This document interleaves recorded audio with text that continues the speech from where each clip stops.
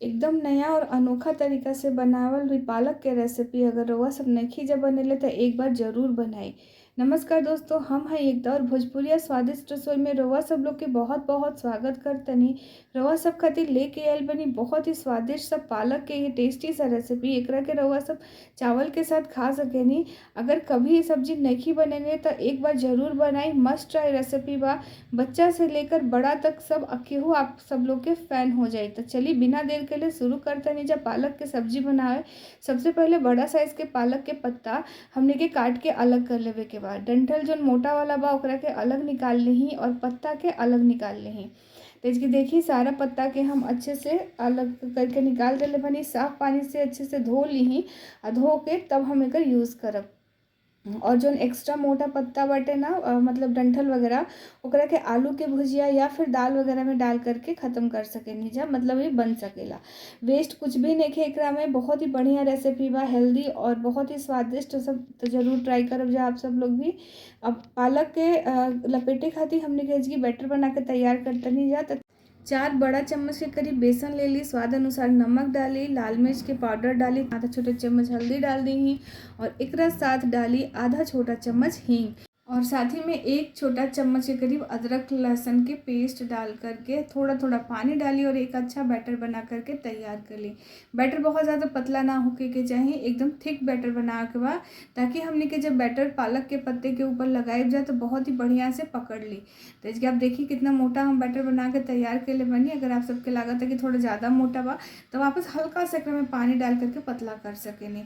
Batter भी इसकी तैयार हो गई बात। चलिए अब फटाफट से हमने के रोल बना के तैयार कर लेते नहीं जाता। जन सबसे बड़ा पालक के पत्ता बा ओकरा के नीचे रखी, ओकरा ऊपर लगाई बैटर के बेसन के जो हमने के बना के तैयार करनी है जा और बस आधा आधा में रख करके चारों तरफ से बराबर से हमने के पालक के पत्ता बिछा करके बैटर लगा के तैयार कर लेवे के बाद करीबन 3 से 4 लेयर हमने के यही तरी पत्ते के ऊपर पत्ता मतलब रख करके 3 से 4 लेयर के करीब तैयार कर ले जा।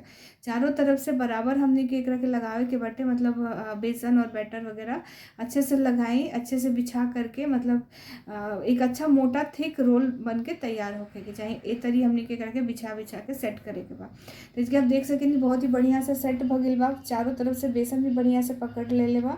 अब ऊपर से हमने के पहले रोल करब जा, फिर साइड से एकरा के हमने के मोड़ करके और जो बेसन के बैटर बा ओकरे से हमने के एकरा के अच्छे से लगा करके चिपका करके टाइट रोल करे के बा। हल्का हल्का साइड साइड में लगा दी ही बैटर और टाइट हाथ से एकरा के रोल करी। अगर रोल हो जाता और खुल जाता तो आप एकरा के बांधे खातिर धागा के यूज़ कर सकेनी। हम यही तरीके से मतलब बना के तैयार के लिए बनी और खुलत ना रहला, बहुत ही बढ़िया से रोल बन के तैयार हो गया रहला। जहाँ से खुला था उसकी आप थोड़ा सा बैटर लगा के एकरा के स्टिक कर ली।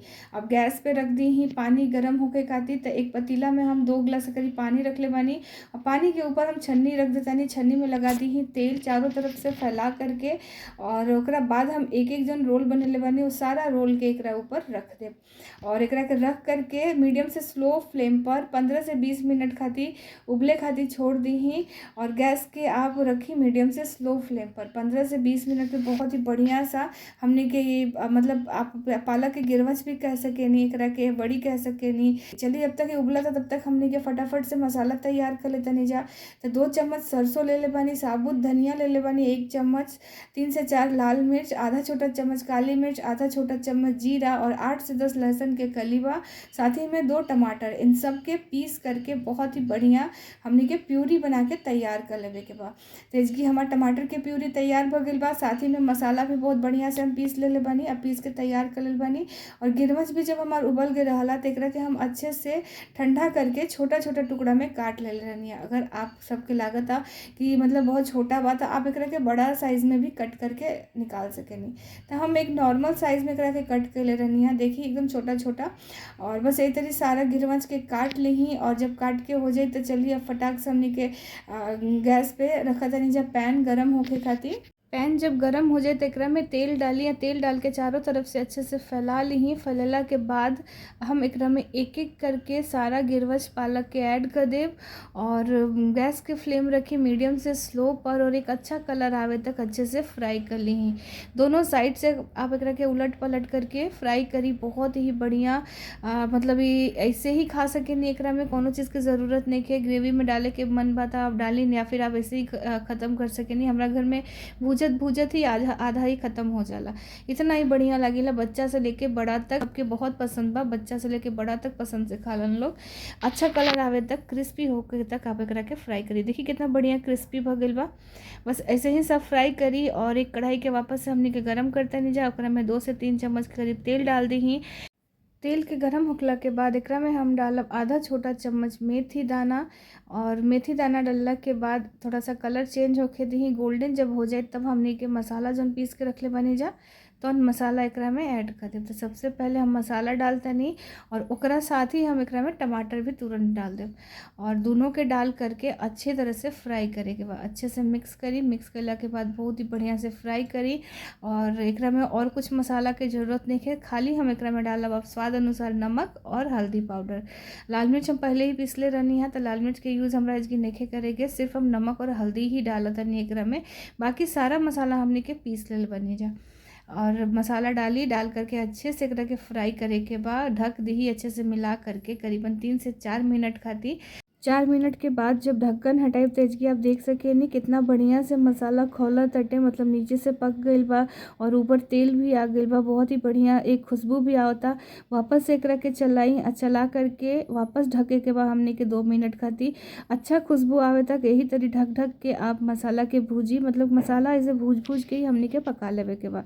और जब मसाला अच्छा मतलब सोना महके लगी और लगी कि पक गइल बा तब एकरा में 2 गिलास से करीब पानी ऐड कर दी और पानी डाल करके ग्रेवी अब हमने के उबाल के बटे करीबन 5 मिनट जब हो जाए ग्रेवी के उबलत तब हम एकरा में एक एक करके सारा गिरवच वाला बड़ी डाल देब और बड़ी के डालला के बाद हमने के गैस के रखब जब मीडियम से हाई फ्लेम पर और अच्छे से 3 से 4 मिनट में बस हमने के एकरा के खोले देवे के बाद ओकरा बाद एकरा में डाली बारीक कटल हरा धनिया डाल करके आप फटाफट से एकरा के उतारी। ढक करके नहीं पका के, नहीं तो पालक जौन बाटे ना बहुत जल्दी सॉफ्ट हो जाए। बस हमने के यही तरीके से मतलब आप एक हाली चला ली या चला के गैस के बंद कर दी। गर्मा गर्म पालक की सब्जी बन के तैयार हो गई बा। रेसिपी ट्राई करी और अगर पसंद आई तो लाइक शेयर सब्सक्राइब करब। फेसबुक और इंस्टा पर बानी तो पेज के फॉलो कर ली। वीडियो के अपना फ्रेंड और फैमिली मेम्बर के पास ज़रूर शेयर करब। ऐसा टेस्टी रेसिपी के साथ हम फिर आप सबसे मिलते नहीं बहुत जल्दी। और प्लीज़ कमेंट ज़रूर करी कि आप सबके हमार बोली भोजपुरिया लैंग्वेज और रेसिपी कैसन लागता। तो जल्दी से कमेंट्स करी। फिर मिलते नहीं एक नया रेसिपी के साथ, तब तक अपन बहुत ध्यान रखब। जब बाय।